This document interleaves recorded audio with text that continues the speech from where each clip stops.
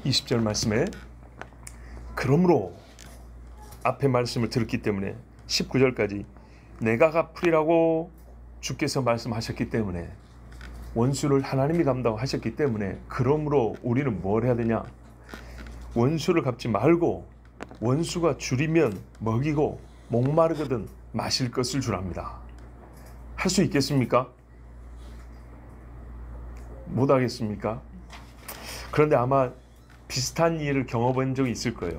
정말 하고 싶지 않은데 내가 예수 안 믿었으면 안 했을 건데 그래도 준다. 그럼 한 번쯤 해보신 거네요. 자, 그리하면 어떻게 되냐? 네가 숯불을 그 머리에 쌓아놓으리라 그랬습니다. 자, 이 말씀은 잠언의 인용입니다. 잠언 25장 21절 22절에 보면 내 원수가 배고파거든 식물을 먹이고 목말라거든 물을 마시오라. 그리하는 것은 핀 수추로 그의 머리에 놓는 것과 일반이요 같다는 거죠. 여호와께서는 내게 상을 주시리라. 상 받는 일이 여기 있구만요. 하나님은요 우리에게 악에게 절하고 말씀한 게 아니에요. 지라고 말씀하신 게 아니라고요. 이기되 하나님의 뜻대로 이기고 하나님의 방식을 따라 이기라고 말씀하신 거예요. 원수에게 깜짝 놀랄 만한 일로 이기라고 한 겁니다. 이게 원수를 이기는 방법입니다. 이게 선으로 악을 이기는 겁니다. 예수님이 그러셨잖아요. 한쪽 뺨을 치면 돌려대라. 속옷 가지겠다 하면 겉옷 줘라 그랬죠. 와. 그 외에 오늘 말씀 보니까 대표적으로 선으로 악을 이기는 것을 구체로 가르쳐 줬는데 원수가 줄이거든. 이게 한 끼 굶었다는 얘기가 아니죠. 배가 고파 죽을 지경이라고요. 이대로 두면 나는 손대지 않고 원수를 없앨 수가 있어요. 그렇죠. 내가 줄 책임은 없잖아요. 얘가 꼭 굶어 죽게 생겼어요. 가만 몇 시간 기다리면 세상에서 악인 하나 없어질 수 있어요. 근데 그때 나보고 먹이랍니다. 그럼 얘가 먹고 나면 그 순간 개과천선해가지고 선한 일을 막 열심히 할까요? 보장이 없어요. 예, 호랑이가 그 토끼가 살려주니까 잡아먹겠다는 것처럼 말이죠. 더 이상 악을 행할 수 없는 지경이 되었을 때 목이 타가지고 딱 죽어요. 예, 몇 시간 두면 목말라서 죽게 돼 있어요. 그런데 거기다가 물을 주면 어떻게 했냐면 이 사람이 망하지 않고 다시 살아나요. 독사가 말입니다. 뱀들도 물을 마시거든요. 목마르면 얘들도 몸부림을 칩니다. 그러면 물 먹여주면 얘가 그 독을 안 쓸까요? 여전히 독을 쓰고 삽니다. 그런데 희한하죠. 길 가다가 만나면 두드러 패 죽이고 싶은데 막상 이게 목말라고 비틀린 걸 보면 그냥 지나갈 수가 없단 말이죠. 분명히 이 독을 또 딴 데 쓸 거란 말이죠. 그런데도 사람의 마음이 물을 주고 싶어요. 그러면 희한한 일들이 벌어지죠. 가끔 세상에 이런 일이 나오죠. 그 독사가 주인을 마치 은혜를 갚는 것처럼 악어도 말이죠. 사자도 그 무서운 야생 짐승들도 자기를 살려주고 먹여주고 위험한 데서 구해준 사람들은 알아본단 말이죠. 이게 약간 사람은 아니니까 정확한 비유는 될 수 없지만 오늘 말씀이 주신 교훈하고 비슷합니다. 없앨 수 있는 기회다. 원수가 자기 악에 빠져서 딱 죽을 수 있는 기회다. 그래 두지 말고 살리라는 얘기입니다. 있는 그대로 말하면 살리라는 얘기입니다. 어떻게 이런 일을 할 수 있을까요? 그런데 우리는 이것이 심정적으로 조금 하기가 어려울지라도 예수 믿는 사람들은 선한 마음이 있어서 또 막상 그런 일을 겪으면 하게 돼 있거든요. 근데 우리 하나님께서는 그렇게 할 수 있도록 우리의 마음을 끄는 두 가지 이유 내지는 결과를 허락해 주셨어요. 이런 일이 있을 것이기 때문에 너희가 조금 내키지 않더라도 해. 물론 바울이들 하는 것처럼 내가 말한 것보다 더 잘할 줄 알아. 그렇지만 하나님은 하나님 입장에서 우리에게 두 가지 결과를 약속하셨어요. 첫 번째는 뭐냐? 그렇게 곧 죽어가는 원수인데도 먹이고 마시어서 살려두면 핀 수추로 시뻘건 수출 그 머리에 쌓아놓는 것이 돼. 그러니까 살려. 이렇게 말씀하신 거예요. 이제 해석의 관건이 이것이죠. 살아있는 숯불을 시뻘건 숯불을 머리 위에 쌓아놓는다는 게 무슨 말인가요?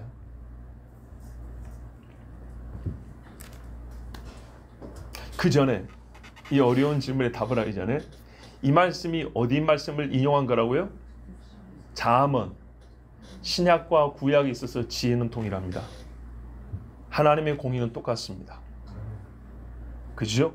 보통 보면 신약 성경에서 특히 바울의 경우에 한참 주장을 하고 그 주장의 결론을 맺을 때 꼭 구약을 갖다 씁니다. 그렇죠? 로마서 앞부분도 생각해보세요. 믿음이 뭐냐? 복음이 뭐냐? 한참 1, 2, 3장 열심히 한 다음에 실제 예를 들어줄게 하고 아브라함과 다윗 이야기 하잖아요. 선택이 뭐냐? 이 얘기를 막 이스라엘 사람 한 다음에 못 믿겠어? 에사하고 야곱 이야기 들어봐. 이렇게 말씀하죠. 그만큼 잘 보세요. 이거는 구약 성경은 신약에 때로 종결어의 역할을 할 때가 있어요. 다르게 말하면요. 결론은 이미 구약에 나 있었던 것들이 많아요. 답은 이미 구약에 주어진 게 많다고요.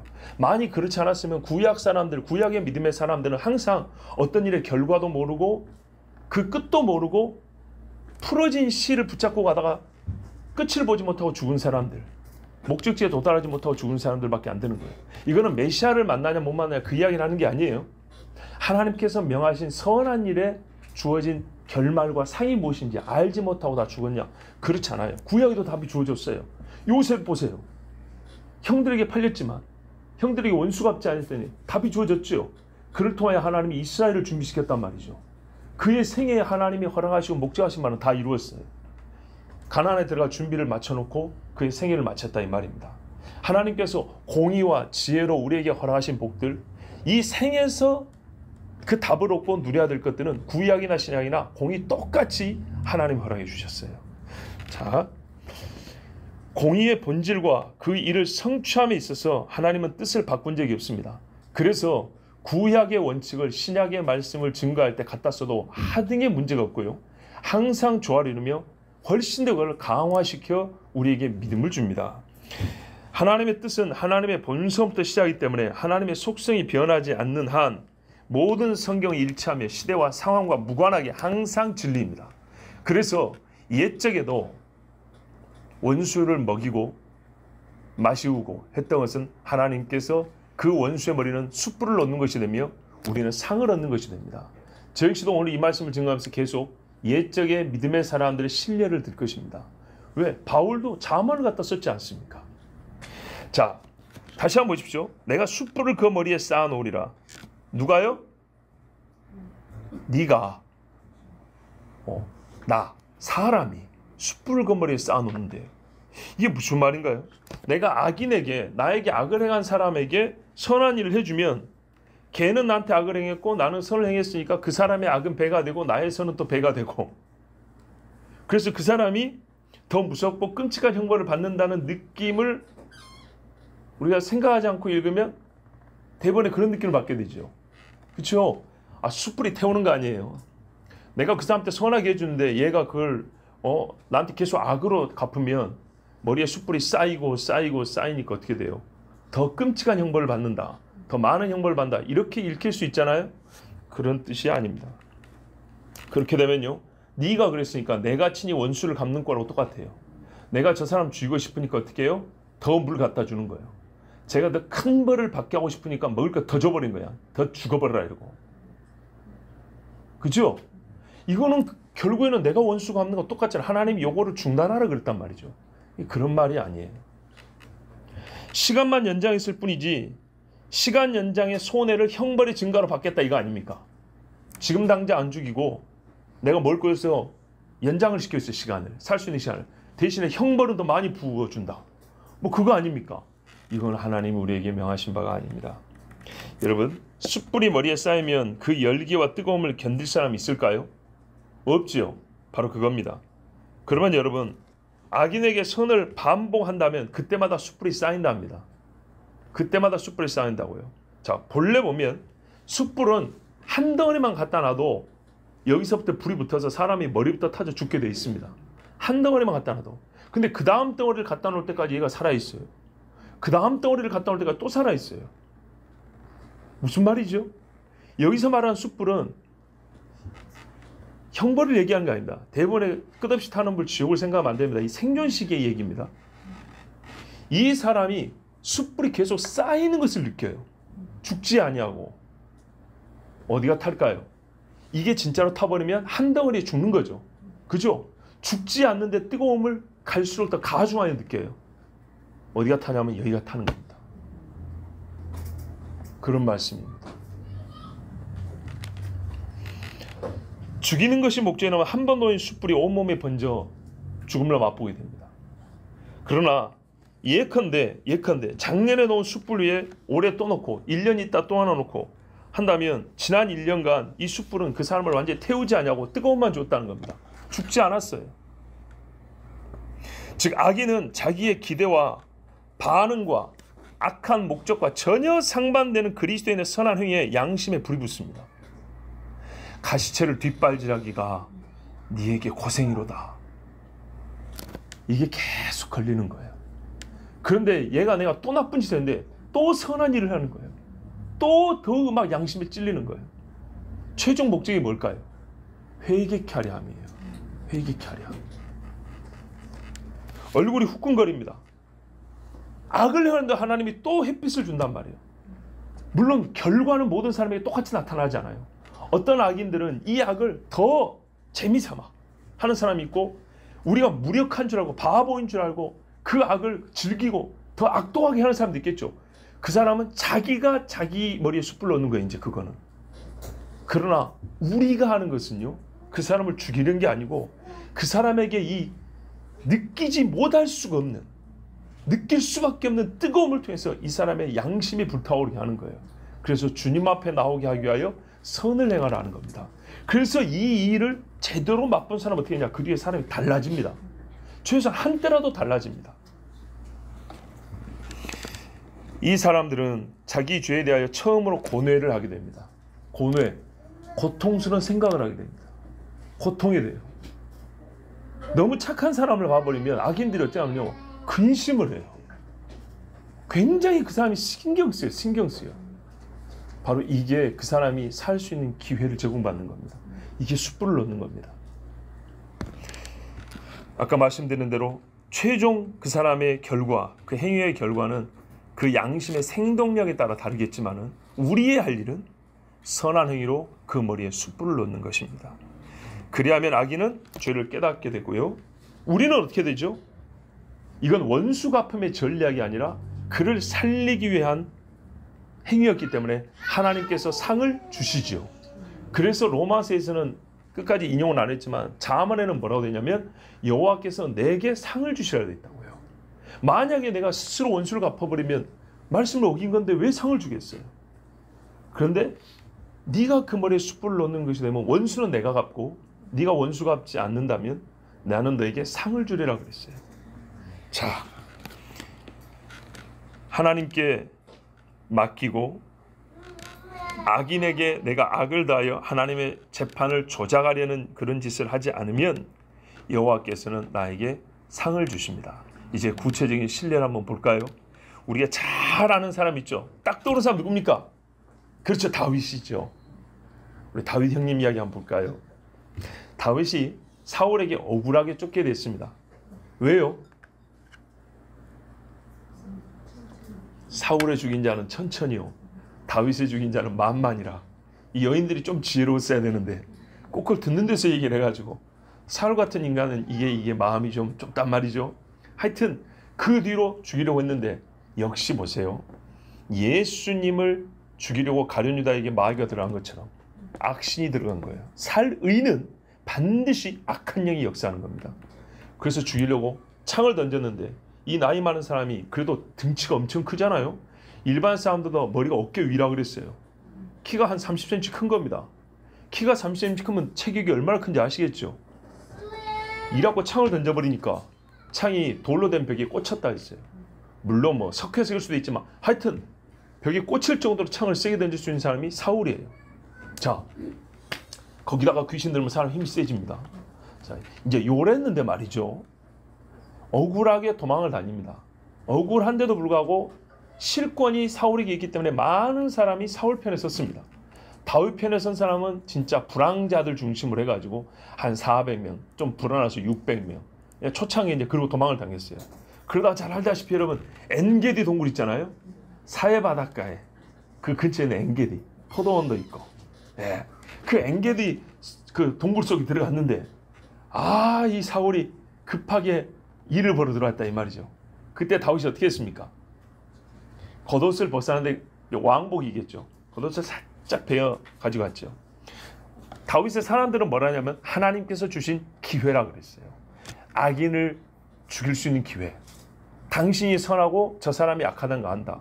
아니 사위를 죽이려는 장인이 어디 있고 그것도 블레셋 사람 손에 죽이려고 포피를 100개 배워라. 이런 사람이 어디 있어요. 자, 이때 다윗이 뭐라 하냐면 여호와께서 기름 부으신 자를 내가 치는 것을 하나님께서 허락하지 않았다 하면서 살짝 겉옷만 베갑니다. 그런 다음에 자기 사람들에게 사울을 치지 마라 그럽니다. 그러면 우리가 죽이겠소. 이러니까 아니다. 자기의 가진 힘으로 이들을 제어합니다. 그 다음에 사울이 어떻게 합니까? 나갔어. 굴에서 나간 다음에 뭐라고 그럽니까? 다윗이 멀리서 얘기를 하죠. 왕이시오, 오늘 여호와께서 왕을 나에게 붙이셨음에도 불구하고 우연히 잡은 기회가 아니에요. 그런데도 불구하고 제가 여호와의 기름 부음 받은 자라 왕에 대한 판단을 내가 할 수 없어서 살짝 겉옷만 베었습니다. 근데 그것도 다윗은 마음에 찔렸다고 그랬어요. 자, 이렇게 했더니 사울이 뭐라냐? 사무엘상 24장 16절에 보면 다윗이 사울에게 이같이 말하기를 마치며 사울이 가로되 내 아들 다윗아 이것이 내 목소리냐고 소리를 높여 울며 근본적으로 달라지지 않았지만 이 순간만큼은 감동을 한 거예요. 다윗에게 이르되 나는 너를 학대하되, 보세요, 고백을 해요. 이런 소리 처음 합니다. 나는 너를 학대하되 너는 나를 선대하니 너는 나보다 의롭도다. 유다가 이 고백을 하면서 사람이 바뀌었잖아요. 그러니까 보세요. 아까 말씀드렸죠. 양심의 생동력은 다르다고요. 유다 같은 경우는 확 변했지만 사울은 근본이 바뀌지 않았어요. 네가 나 선대한 것을 오늘 나타내었나니 여호와께서 나를 네 손에 붙이셨으나 사울도 알아요. 네가 나를 죽이지 아니하였도다. 그러면서 진짜 오늘 말씀하고 딱 들어맞는 말씀인데 사람이 그 원수를 만나면 그를 평안히 가게 하겠느냐? 자기 입으로 원수라고 말하죠. 네가 오늘날 내게 행한 일을 인하여 여호와께서 내게 선으로 갚으시기를 원하노라. 맞죠? 여호와께서 이렇게 하면 상을 준다니까요. 하나님의 말씀이 이렇게 딱딱딱 맞아. 보라, 나는 네가 반드시 왕이 될 것을 알고 이스라엘 나라가 내 손에 견고해 설 것을 아노니 하면서 내 후손을 끊지 말라고. 너는 선한 사람이니까 나 같은 짓을 안 할 거다. 이렇게 하면서 약속해 달라 그럽니다. 그러면서 오히려 자기가 왕인데 다윗한테 사정을 하고 이렇게 헤어집니다. 그리고 한동안 찾지 않습니다. 이것입니다. 한동안. 이게 사울의 양심과 사울의 영성입니다만은 어쨌든 다윗이 오늘 사울을 치지 않았기 때문에 사울의 입에서 정말 본인이 원한 바는 아니었을지라도 진리에 근접한 말이 나온 겁니다. 그 다음에 또 찾으러 오죠. 자, 여기는 십광야 하길라산입니다. 자, 이쪽에 있을 때 또 누굽니까? 사울이 3,000명을 데리고 와서 다윗을 죽이러 왔습니다. 그런데 어떻게 밤에 잠을 자고 있었냐면 이렇게 엄마가 가운데 있고요. 그치요? 우리 아이들이 이렇게 둘러싼 것처럼 사울이 가운데 있고 장군들이 둘러싸고 그 다음에 경호원들이 있고 이런 식으로, 물론 최측은 경호원이 있고 장군들이 있고 병사들이 있고서 큰 원을 이뤘다고요. 그러면은 어느 쪽이든 간에 3,000명이 둘러쌌으면 이것도 지그재그로 이렇게 원을 둘러쌌으면 맨 가장자리에서 가운데 있는 사울에게 들어가는 것 자체가 목숨을 걸어야 돼요. 그렇지 않겠습니까? 그런데 하나님이 곤한 잠을 줘가지고 다윗과 아비새가 그 중간까지 들어갔는데도 아무도 모르고 거기서 나오는데도 아무도 몰랐다 됐어요. 자, 그때 물병과 창을 가지고 나왔습니다. 그리고 또 나중에 소리치죠. 이것이 누구 것입니까? 할 때 사울에게 직접 소리치지 않고 사울의 장군 아브넬을 나무랍니다. 아브넬아, 네가 대장군이 아니냐? 네 왕을 이 땅으로 모시면 되겠느냐? 오늘 왕의 원수 와서 그의 목을 칠 뻔하였으니 이 책임을 너한테 물어야겠다. 이렇게 다윗이 막 소리를 칩니다. 그러니까 아브넬이 면목이 없죠. 경호를 똑바로 못했지 않습니까? 어떻게 보면 아브넬보다 다윗이 나은 거죠. 그렇죠? 사울이 또 이 말을 듣고 어떻게 합니까? 감동을 하죠. 이 감동한 이야기가 어디 있습니까? 사무엘상 26장에 있습니다. 그날도 다윗이 아비새를 보고 죽이지 마라. 그러면서 창과 물병만 가지고 왔습니다. 그러면서 뭐라냐면 26장 23절 4절에 여호와께서 각 사람에게 그 의와 신실을 갚으시리니, 다윗은 이 믿음이 있는 거예요. 예. 이는 여호와께서 오늘날 왕을 내 손에 붙이셨으되 나는 손을 들어 여호와의 기름 부음을 받은 자 치기를 원치 아니하였음이니이다. 오늘날 왕의 생명을 내가 중히 여긴 것 같이. 얼마나 이 고백을 보십시오. 사람이 하나님 앞에 말을 할 때보다 더 아름다운 말을 할 때가 없어요. 정말 우리도 여러분 가만 보세요. 우리 가끔 기도할 때 한번 써보세요. 녹음을 했다 나중에 받아 써보세요. 의식을 하면 너무 좀 이상한 말이 나오고 자연스럽게 한 말을 나중에 한번 써보세요. 웬만한 시보다 나아요. 하나님 앞에 기도를 하고 찬송할수록 우리의 언어가 아름다워집니다. 보십시오. 치기를 원치 아니하였습니다. 오늘날 왕의 생명을 내가 중히 여긴 것 같이 내 생명을 여호와께서 중히 여기셔서 모든 환난에서 나를 구하여 내시기를 바라나이다. 이 날의 고백을 하나님이 네 말이 내게 들린 대로 내게 응하리니, 일평생에 하나님이 그렇게 해줍니다. 예? 그러면서 뭐라 하냐면 다윗이 하는 말이 그 종에게 이런 말을 했어요. 우리가 손댈 게 아니다. 하나님은 다 아시나니 저가 하나님의 판단을 받아 죽을 것이다. 아마 전쟁에 나와서 죽을 것이고, 네. 하여튼 하나님께서 해결할 것이다. 이렇게 했어요. 그랬더니 실제로 사울은 블레셋 사람에게 화살이 쏘여서 죽습니다. 죽어갈 때 본인의 창자루에 배를 찔려서 그렇게 자결했다 그러죠. 그런 다음에 블레셋 사람의 목을 쳐버립니다. 그런데 안타깝게도 사울의 네 아들이 한꺼번에 죽습니다. 그 요나단도 있습니다. 뭐 어떤 일을 생각하죠? 요나단도 사울처럼 악한 일을 했냐? 그게 아닙니다, 여러분. 그래서 중요하다는 겁니다. 우리가 공동체를 많이 얘기하는데요. 공동체는 좋은 일에서만 공동체 아닙니다. 연대성이 있습니다. 예레미야는 의롭고 선한 사람이지만 시드기야 왕이 하나님께 불순종했기 때문에 결국 예레미야도 큰 고생을 겪습니다. 집이 사고가 나면 그 집에 믿는 자와 불신자가 다 슬픔을 겪고 굶어야 합니다. 그래서 이 땅이 하나님 앞에 범죄하면 의로운 자와 불의한 자가 다 같이 고난을 겪는 겁니다. 그 안에서 하나님이 또 의로운 자를 돌보시는 게 나타나는 것이지, 의로운 자들은 모든 고난에서 다 면제를 받냐? 그런 것은 아닙니다. 그렇게 되면 우리는 그 고난의 의미를 알지도 못하고 우리의 기도는 뜬소리밖에 되지 않습니다. 함께 겪을 때야 진실한 고백이 나오고 하나님을 찾는 간절함이 나오는 겁니다. 자, 여러분, 엘리사 시대는 또 어떤 일이 있었습니까? 저기 아람 왕이 엘리사를 죽이고자 그냥 안달했잖아요. 왜? 작전만 세우면 엘리사가 다 알고 말을 해줘 버린단 말이죠. 그래서 성지 나가지고 엘리사 잡으라고 군대를 보냈습니다. 특수부대를 보낸 거죠. 얼마나 이스라엘이 허접한지 보세요. 아람 왕의 군대가 엘리사가 사는 데까지 군대가 들어오는데 막는 군대가 없어요. 이스라엘 군대가 막지를 못해요. 국력 차이, 전력 차이가 얼마나 큰지 아시겠죠? 예, 그냥 길을 다 열어줬든지 아니면 모른 척 했든지 그 정도로 북이스라엘이 약하다는 얘기예요. 그래서 아람 군대가 와가지고 엘리사 그 고향 사는데 그 옆에를 진을 쳤는데 하나님께서 불말과 불병거로 보호해 주시고, 그 순간에 왜 불말과 불병거냐? 여러분, 우리가 잘 봐야 돼요. 불말과 불병거는 맹인 만들라고 보낸 게 아니에요. 죽여버리라고 보낸 거지.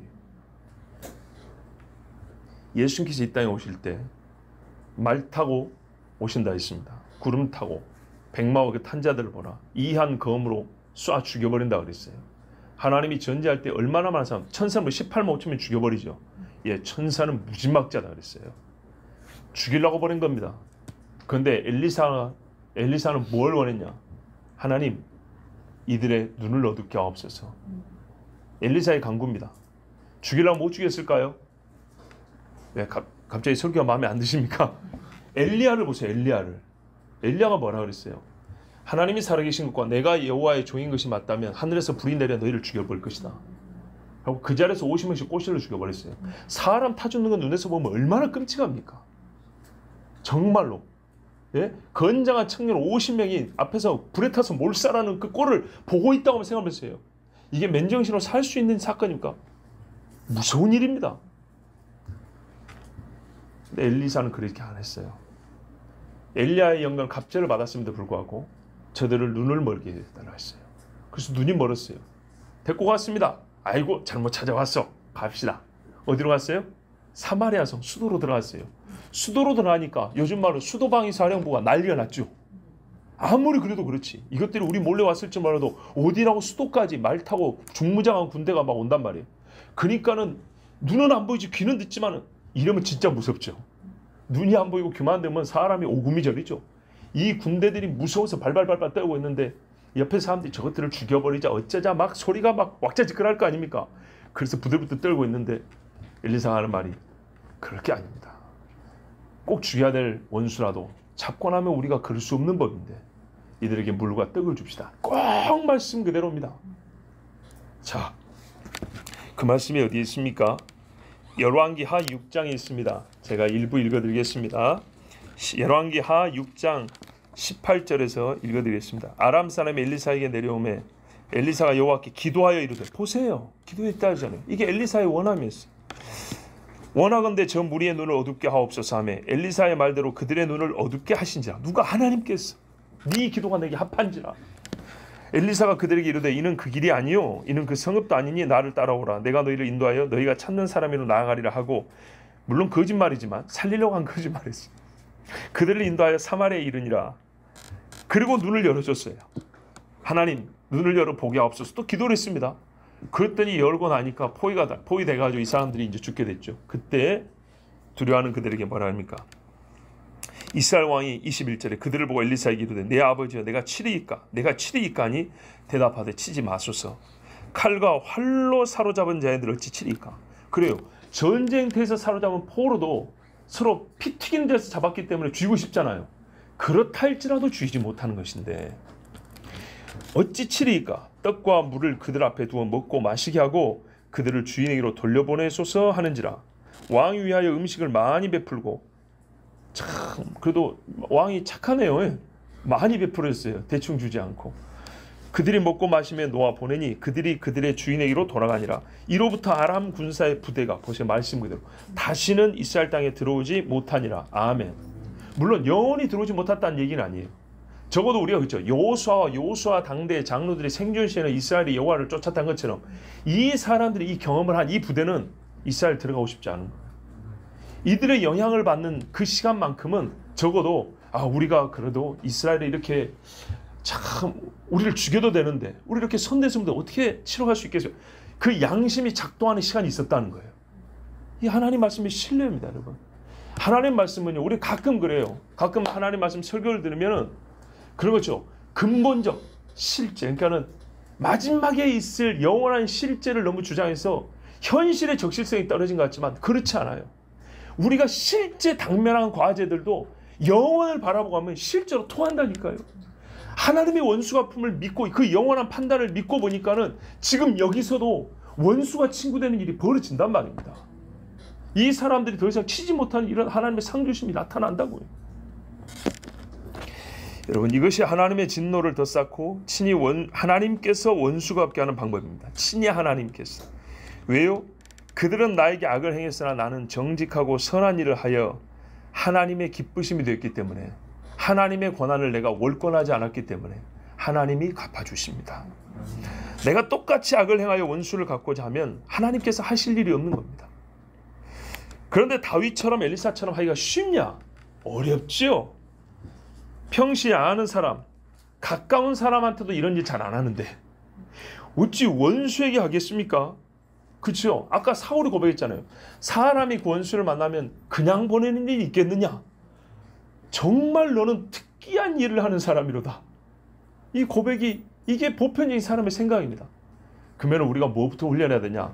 평시에 선한 일을 부지런히 해야 되는 거예요. 평시에. 예수님 말씀 보세요. 마태복음 25장 41절에서 46절 이야기 보시면, 또 왼편에 있는 자들에게 이르시되 저주를 받은 자들아 나를 떠나 마귀와 그 사자들 위하여 예비된 영영한 불에 들어가라 했죠. 그때 뭐라면, 내가 줄일 때 너희가 먹을 걸 주지 아니하였고, 목마를 때 마시게 하지 아니하였고, 나그네 되었을 때 영접하지 아니하였고, 벗었을 때 옷 입히지 아니하였고, 병들었을 때 옥에 갇혔을 때 돌아보지 아니하였느니라. 그렇게 예수님 말씀했어요. 여러분 서로 간에 돌아봄이 있기를 바랍니다. 정말 필요한 일입니다. 그러니까 이 사람들이 뭐냐면 내가 언제 안 했습니까? 그랬더니 여기 지극히 작은 사람에게 하지 아니한 것이 나에게 안 한 것이라 그랬어요. 보십시오. 예수님 말씀 그대로라면 예수님께도 하지 않는데, 그런데 이 사람들은 전부 다 주여주 했던 사람들입니다. 자기들이 영벌에 들어갈 것을 전혀 예상하지 못했던 사람들입니다. 그런데 주님 말해요. 너희가 나에게 한 행위로 말미암아, 말 들으면 나에게 안 한 것으로 말미암아 너희는 영벌에 들어간다 그랬어요. 예수님께도 안 하고 사는데 원수에게 할 수 있겠습니까? 그래서 평시에 우리가 주님을 섬기는 것이 결정적인 순간에 우리가 하면 결정적인 선택을 하게 한다는 거예요. 다윗이 평시에 어떻게 살았습니까? 정말 여호와를 의뢰하며 살았습니다. 평시에 교만하지 않았습니다. 평시에 하나님을 찬송했습니다. 늘 하나님 앞에 들에서 혼자 있을 때도 기도했다고 그랬어요. 그래서 하나님께서 이스라엘 양무리를 맡겼다 했어요. 맞지도 않았지만 영적으로 볼 때 다윗은 사울의 갑옷을 입고 싸우려 하지 않았어요. 그 말을 조금 우리가 좀 범위를 넓혀서 생각할 필요가 있어요. 전쟁에 익숙하게 만든 갑주입니다.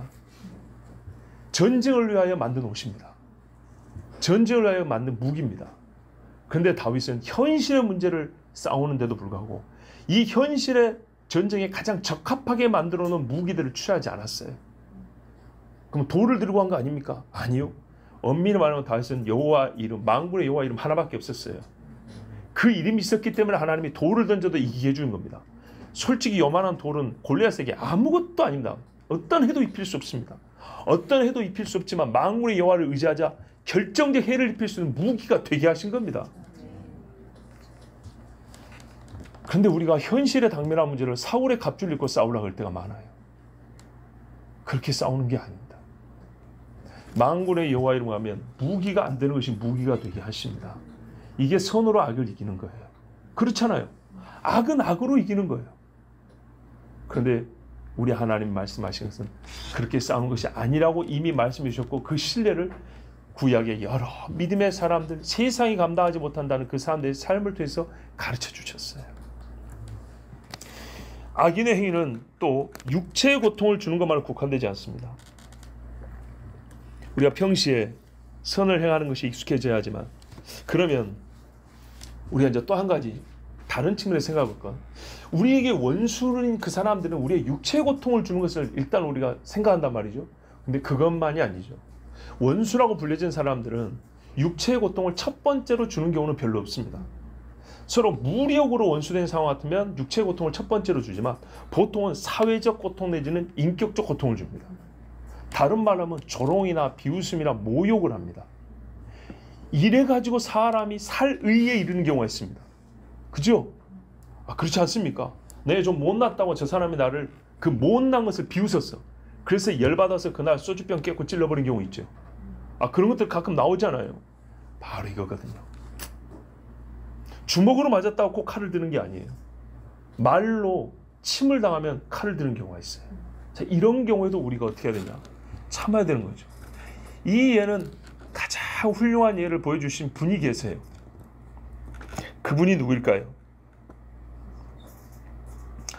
예수님입니다. 물론 다윗의 이야기도 있죠. 다윗 같은 경우도 그 나발 있죠, 나발. 나발이 요즘에 주인한테서 도망쳐온 종들이 있다는데 내가 어디서 난 놈인 줄도 모르는 그 양아치 같은 놈한테 내 먹을 걸 주겠냐. 다윗이 그 말이 성질났죠. 보세요. 그래서 죽여버리라고 했어요. 내일 아침까지 벽에다 서서 오줌 놓은 놈 다 죽여버린다 그랬어요. 근데 그때는 다윗 자신의 속의 선함이라보다는 아비가일의 지혜로 다윗의 양심이 작동을 하게 됐죠. 네, 그래서 살려줬습니다. 대신에 하나님이 나발은 쳐서 열흘 만에 죽었습니다. 자, 일단 다윗 이야기는 그렇고요. 이 모욕과 조롱의 최고의 인내와 선함을 보여주신 분은 예수님이십니다. 이 예수님을 얼마나 사람들이 조롱했냐면 보세요. 마태복음 26장 67절 68절에 우리 예수님의 고난을 절대 십자가만 보면 안 된다 그랬어요. 십자가 이전부터가 고난의 시작이라고 그랬어요. 얼굴에 침을 뱉었답니다. 얼굴에 침 뱉으면 진짜로 기분이 안 좋죠.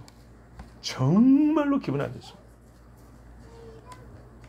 뭐 또 정결례법에 따라 침 부정한 것이기 때문에 이건 유대인에게는 진짜 모욕적인 행동입니다.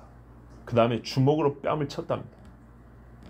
침 뱉으며 주먹으로 치고 손바닥으로 때리면 여러분 어땠을 것 같습니까? 예수님의 얼굴이 주먹을 맞고 여기가 입이 이렇게 부르터졌어요. 눈덩이가 멍이 들었어요. 이런 모습으로 많은 사람 앞에 서 있는 거예요. 보라 너희 왕이로다. 거기다가 옷 벗겼고 시뻘건 비싼 옷 일부러 입혀가지고 사람들 비웃게 하려고. 물론 비싼 옷이지만 자기들이 입는 거 아니었겠죠. 옛날에 고관 대작들이 죄수일 때 벗겨놓은 옷 갖다 썼겠죠. 손바닥 때리며 얼굴이 이렇게 빨갛게 부어 있었어요. 예수님이 이미 바라바를 살려주랴, 예수를 살려주라 할 때 예수님이 이미 맞아가지고 사람 몰골이 알아보기 힘들 정도였어요. 가로되 그리스도야 우리에게 선지자 노릇을 하라. 너를 친자가 누구냐. 보십시오. 눈을 가리기도 했다 하지만은 어떻게 되냐면 사람이 이렇게 두드러 맞아 있으면 얼굴이 눈이 잘 안 보이죠. 권투 선수들 봐보세요. 눈 이라고 있는데 그러면서 뒤통수 탁 때리고 누가 때렸게 너 그리스도라면서 맞춰봐 이 짓을 한 거예요. 내 아들이 이런 일을 당한다고 한번 생각을 해보세요. 내 아들이 중학교 고등학교 다니는데 애가 따돌림을 당해가지고 학교에서 친구들이 에이 새끼야 에 이러면서 내 애가 얼굴이 시뻘겋게 해갖고 왔는데 집에서 한마디 말을 못해. 엄마들이 업장이 무너집니까 안 무너집니까? 그리스도야 우리에게 선지자 노릇을 하라. 너를 친자가 누구냐. 27장에 가니까 28절에 그의 옷을 벗기고 다 벗겨버렸어요. 죄수들 옷을 벗기는 것은 수치감을 느끼게 하려고 하는 거예요. 옷을 다 벗긴 다음에 그 다음에 한참 놀리고 또 홍포 시뻘건 옷을 비싼 옷 입혀놓고 가시면류관을 엮어서 그 머리에 씌우고 갈대를 오른손에 짚어주고 네가 왕이라면서 그러면서 억지로 전하면서 오 왕이시여 보세요. 무릎을 꿇고 희롱을 했대요. 유대인의 왕이여 평안할지어다. 두 가지 나왔어요. 그리스도야 유대인의 왕이야. 예수님이 자기를 주장한 바로 그 호칭을 가지고 희롱을 하고 놀렸어요. 그에게 침 뱉고 갈대를 빼앗았대요. 오른손에 있는 갈대를 뺏은 다음에 머리를 턱턱 치면서 뭐라고? 유대인의 왕? 다시 한 번 뭐라고? 유대인의 왕? 오이고 유대인의 왕. 재밌네. 이 새끼야 네가 유대인의 왕이야? 왕이야? 이게 예수님이 당한 수치와 모욕이에요. 말을 좋게 했다고 생각하십니까? 군인들이? 여러분 그거 아세요? 똑같은 죄수라도 사형을 앞둔 죄수들에게는 간수들이요 평범한 아버지에 불과하지만 그 죄수를 맞이한 간수로서는 이 사람들이 악한 본성을 거기다 다 쏟아놓는 걸 아십니까? 옛날에 히틀러가 사람들 죽일 때도 그 부하들이 집에 가면 자선 아버지예요. 그런데 포로들 앞에 서면 악질이 되어버려요. 예수님을 이 민족이 싫어하고 미워하고 죽이고자 하는 사람이라고 알고 있어요. 그러면 어떻게 되냐? 로마 군인들은 자기들이 갖고 있는 못된 본성은 이 예수님에게 다 풀게 돼 있어요. 그것을 예수님이 고스란히 다 경험했어요. 다 받으셨어요. 머리를 치더라. 희롱을 다한 후 홍포를 벗기고 도로 그의 옷을 입혀 십자가에 못 박으려고 끌고 나가니라. 그러면서 또 뭐라 그랬습니까? 사람들에게 가서 이 사람을 놓아주랴 놓아주지 말랴 하면서 또 채찍질을 했어요. 육체의 고통뿐만 아니라 예수님은 결코 들어서는 안 될 이야기를 말들을 진짜 지옥에서 올라온 말과 같은 소리를 예수님이 다 들으셨어요. 우리 죄인들이 듣고서도 참지 못할 정도의 은사를 예수님은 다 감내하셨어요. 왜요? 나와 여러분의 죄를 위하여. 우리 죄 때문에.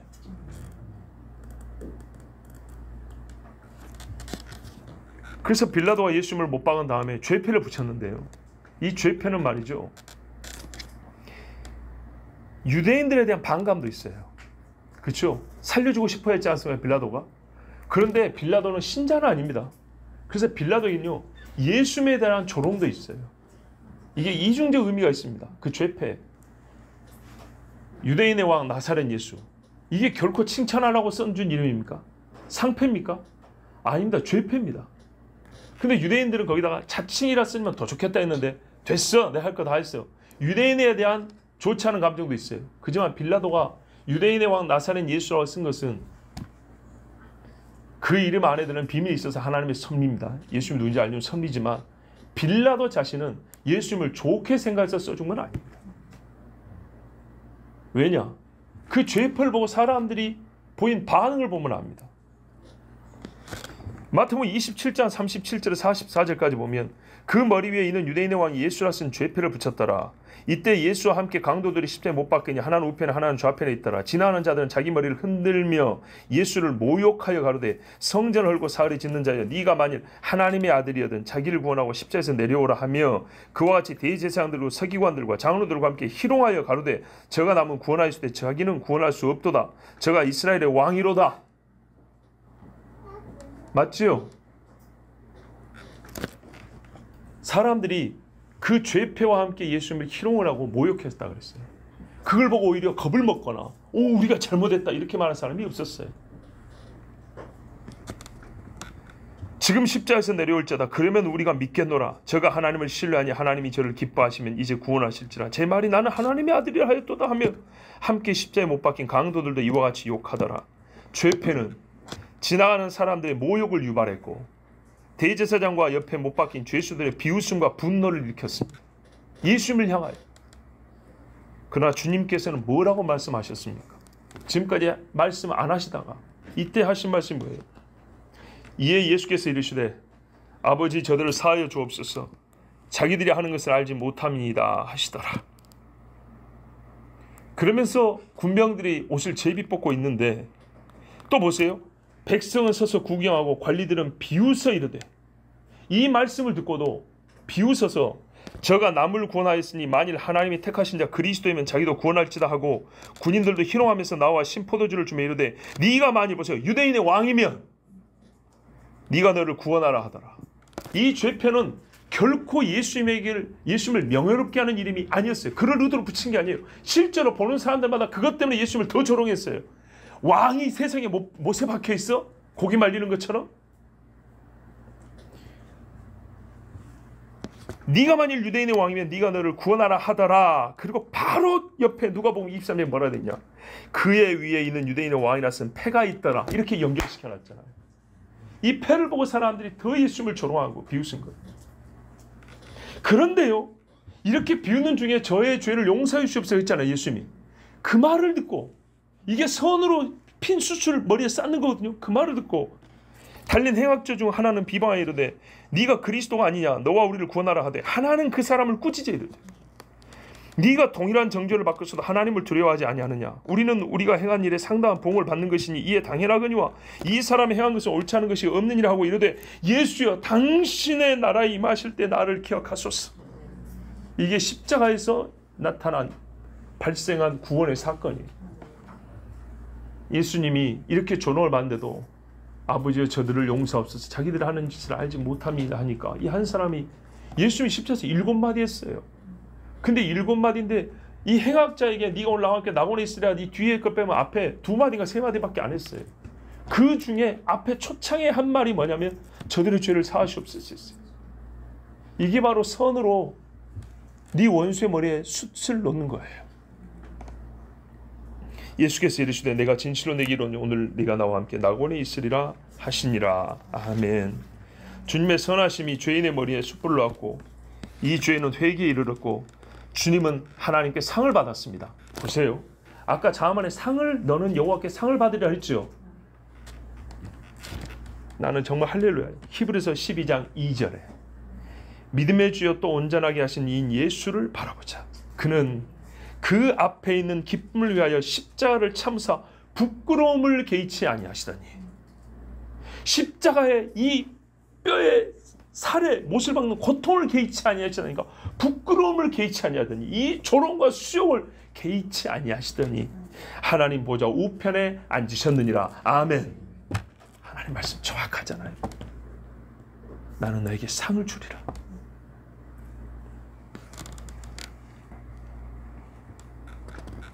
그러므로 어떻게 하라고요? 최종 결론입니다. 악에게 지지 말고 선으로 악을 이기라. 하나님이 기뻐하시고 선하시고 온전하신 뜻을 깨달아 행하는 성령의 사람들아, 악에게 지지 말고 선으로 악을 이기라. 악을 따르지 않고 하나님께 맡기는 새로운 원수가 없는 법을 배우라. 이것이 하나님 뜻입니다. 이것은 땅에서만 아니라 주의 심판대에서 이루어질 최후의 심판의 공의를 기대하며 주님이 심판자로서 영광을 받으시는 것을 보고자 하는 마음이에요. 여기서뿐만 아니라 우리가 여기서 하나님의 선하신 손을 기다리면 진짜 그날 그때 하나님이 영광의 보좌에서 심판하시는, 심판주로 계시는 그 엄청난 권세와 능력을 우리가 친히 보게 되는 거예요. 그걸 기다리는 사람이, 그 영원한 실제를 기다리는 사람이 현실 세계에서도 당면한 과제, 원수를 맞닥뜨렸을 때 이렇게 선으로 악을 이길 수가 있는 겁니다. 그러면 어떻게 우리가 어떻게가 아니라 이 말씀, 마지막 말씀을 악에게 지지 말고 선으로 악을 이기라, 그냥 이 표어처럼 한 말씀 딱 봐도 되지만은 그래도 조금 더 우리가 자세히 한번 보도록 하겠습니다. 먼저 악에게 지지 말라. 무슨 말입니까?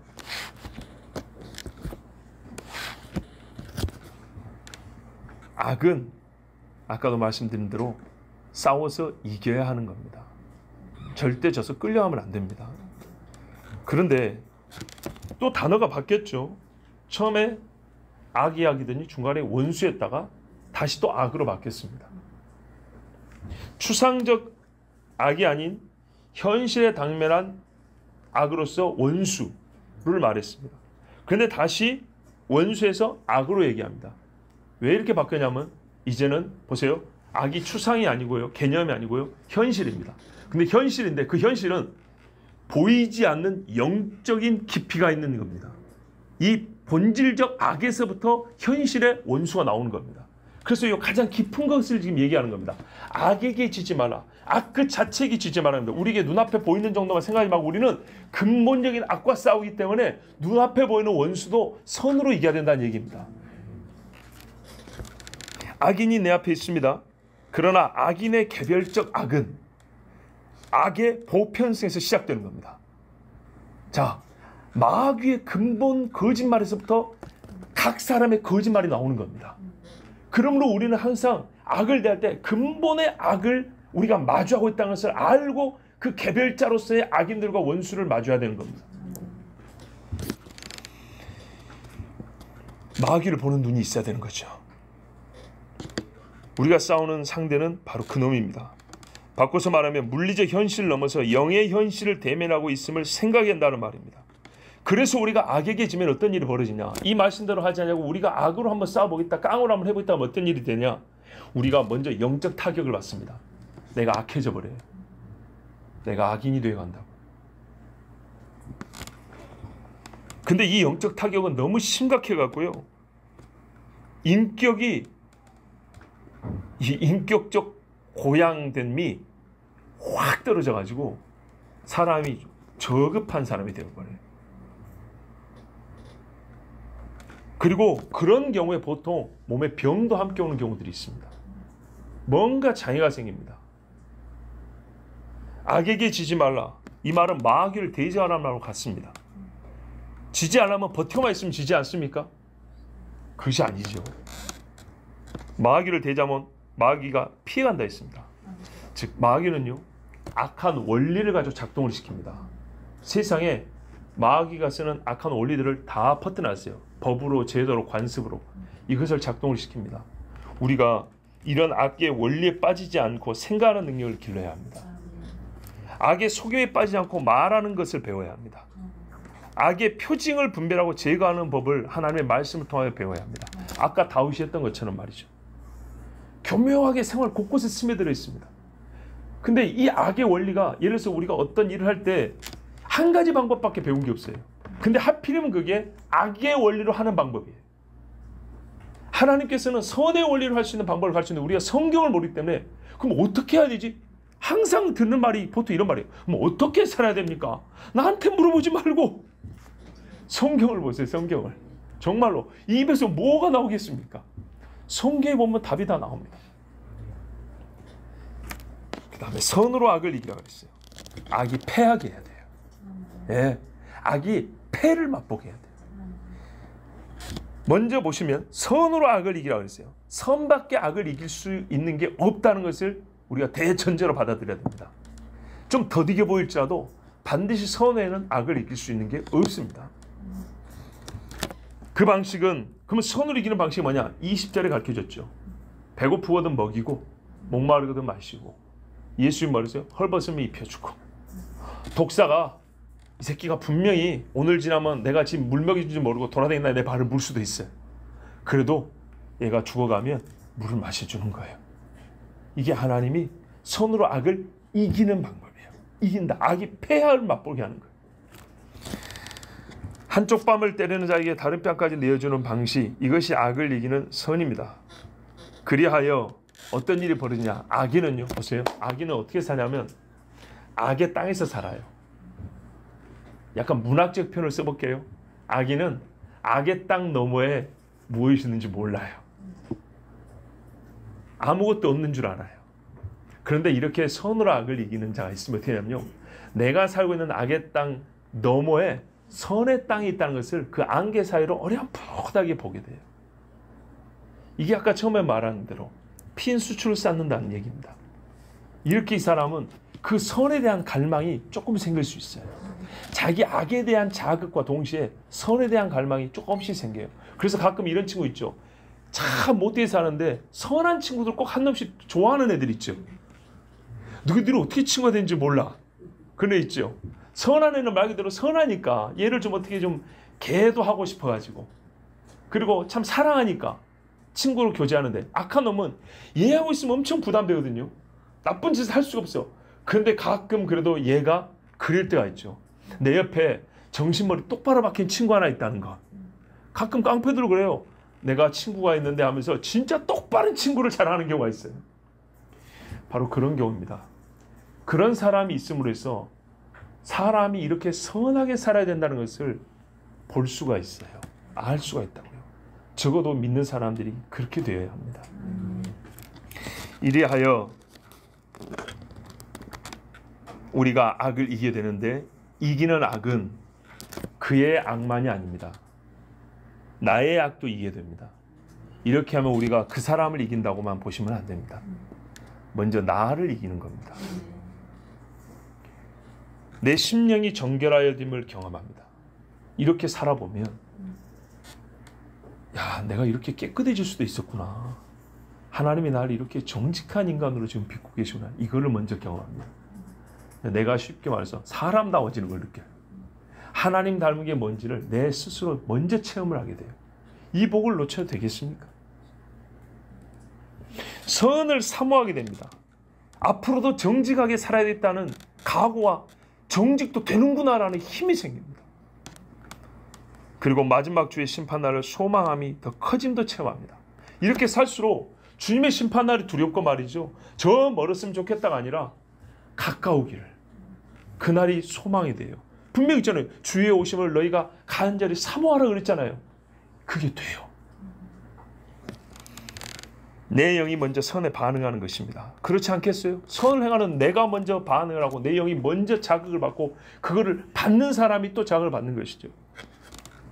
순결과 거룩한 즐거움, 행복을 맛보게 되는 것이 바로 악에게 지지 말고 선으로 이기는 것입니다. 하늘에서 내려오는 지혜는 첫째 의롭다 그랬어요. 순결하고, 그죠? 하나님의 나라는 의와 화평과 희락이라고 그랬어요. 의가, 이렇게 해서 하나님의 의가 나타납니다. 우리는 12장 전체를 이제 다 보면서 이 마지막 말씀이 처음 말씀과 서로 마주하여 공명하는, 서로가 서로를 울려주고 있다는 것을 느낍니다.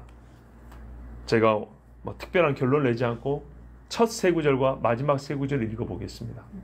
얼마나 하나님의 말씀이 서로 마주하여 울리는지를 경험해 보십시오. 그러므로 형제들아, 내가 하나님의 모든 자비하심으로 너희를 권하노니 너희 몸을 하나님이 기뻐하시는 거룩한 산 제물로 드리라. 이는 너희가 드릴 영적 예배니라. 너희는 이 세대를 본받지 말고 오직 마음을 새롭게 함으로 변화를 받아 하나님의 선하시고 기뻐하시고 온전하신 뜻이 무엇인지 분별하도록 하라. 내게 주신 은혜로 말미암아 너희 각 사람에게 말하노니 마땅히 생각할 그 이상의 생각을 품지 말고 오직 하나님께서 각 사람에게 나누어 주신 믿음의 분량대로 지혜롭게 생각하라. 마지막 19절 보십시오. 내 사랑하는 자들아, 너희가 친히 원수를 갚지 말고 하나님의 진노하심에 맡기라. 이 세대를 본받지 말고, 기록되었으되 원수 갚는 것이 내게 있으니 내가 갚으라고 주께서 말씀하시니라.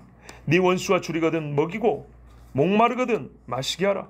그리함으로 내가 숯불을 그 머리에 쌓아 놓으리라. 마땅히 생각할 그 이상의 생각을 품지 말고 오직 하나님께서 각 사람에게 나눠주신 믿음의 분량대로 지혜롭게 생각하라. 악에게 지지 말고 선으로 악을 이기라. 너희 몸을 하나님이 기뻐하시는 거룩한 산제물로 드리라. 이것이 너희가 드릴 영적 예배니라. 아멘.